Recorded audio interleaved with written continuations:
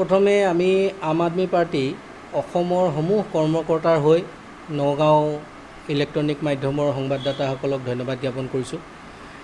প্ৰথম কথা হ'ল, ইতিমধ্যে আপোনালোক সকলোৱে জানে যে আম আদমি পাৰ্টিৰ যিখন ৰাজ্যিক সমিতি ইতিমধ্যে সাংগঠনিক কাৰণত ভংগ কৰি দিয়া হৈছে আৰু অসমত পুনৰ আম আদমি পাৰ্টিটোক সুসংগঠিতভাৱে আগতকৈ শক্তিশালী কৰিবৰ কাৰণে আমাক এমাহৰ সময় দিছে সংগঠনটো সাংগঠনিক ভেটি শক্তিশালী কৰিবৰ কাৰণে।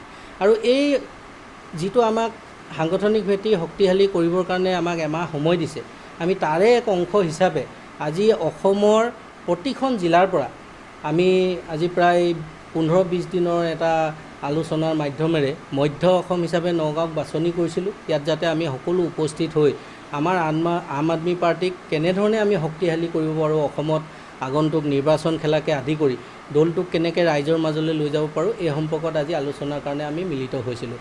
ইতিমধ্যে এনেকুৱা এক অসমত জানে আপোনালোকে বান পৰিস্থিতি হৈ আছে, তাৰ মাজতো আমাৰ ইয়াত আজি 28খন জিলাৰ প্ৰতিনিধি উপস্থিত আছিল।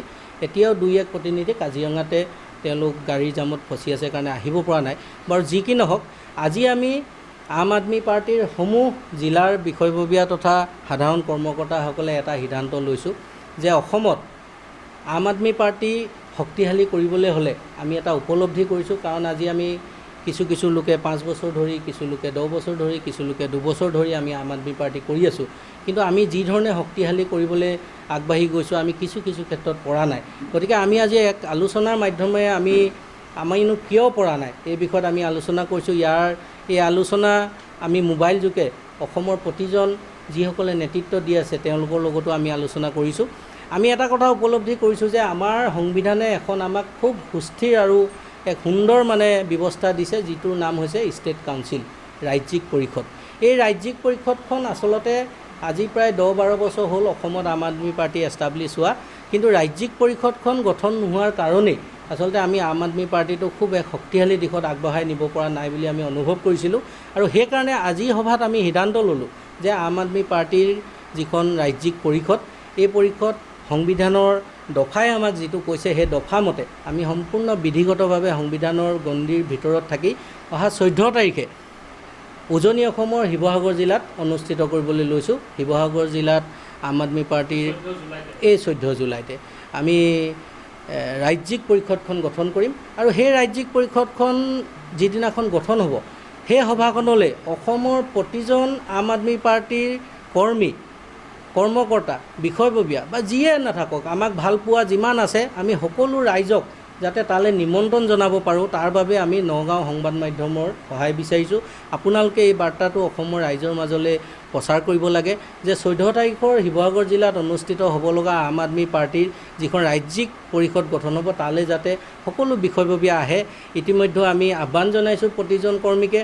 আজি যিসকল বানপীড়িত অঞ্চলৰ কাৰণে আহিব পৰা নাই তেওঁলোককো আমি আহ্বান জনাইছোঁ। 2-3খন আমাৰ আহিব পৰা নাই, তেওঁলোকো ইতিমধ্যে আমাৰ লগত যোগাযোগো আছে, কিন্তু তথাপি আজি আনুষ্ঠানিকভাৱে আমি অসমৰ প্ৰতিজন ব্যক্তিক আমি আচলতে আদৰণি জনাইছোঁ বা নিমন্ত্ৰণ জনাইছোঁ শিৱসাগৰ 14 তাৰিখৰ মিটিঙলৈ।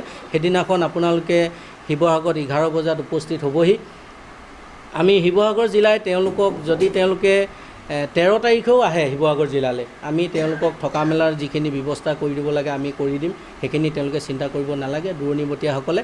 আৰু 14 তাৰিখে আমি দিনৰ 11 বজাৰ পৰা ষ্টেট কাউন্সিলখন গঠন কৰিবৰ কাৰণে আমি সভা পাতিম। আৰু সকলো আম আদমি পাৰ্টি অসমৰ ৰাইজক আমি আনুষ্ঠানিকভাৱে আজি সংবাদ মাধ্যমৰ যোগেদি নিমন্ত্ৰণ জনাইছোঁ।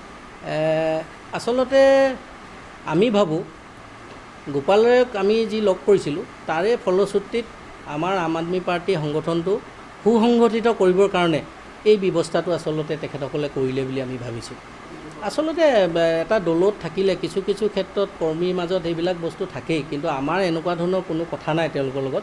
আমি এতিয়া যিখন 14 তাৰিখে ষ্টেট কাউন্সিল গঠন কৰিম, আচলতে ষ্টেট কাউন্সিলখন হৈছে ষ্টেট এক্সিকিউটিভখন গঠন কৰাৰ আগৰ ব্যৱস্থাটো। ষ্টেট কাউন্সিলখনেহে ষ্টেট এক্সিকিউটিভখন গঠন কৰিব লাগে, এইটো হৈছে সাংবিধানিক নিয়ম।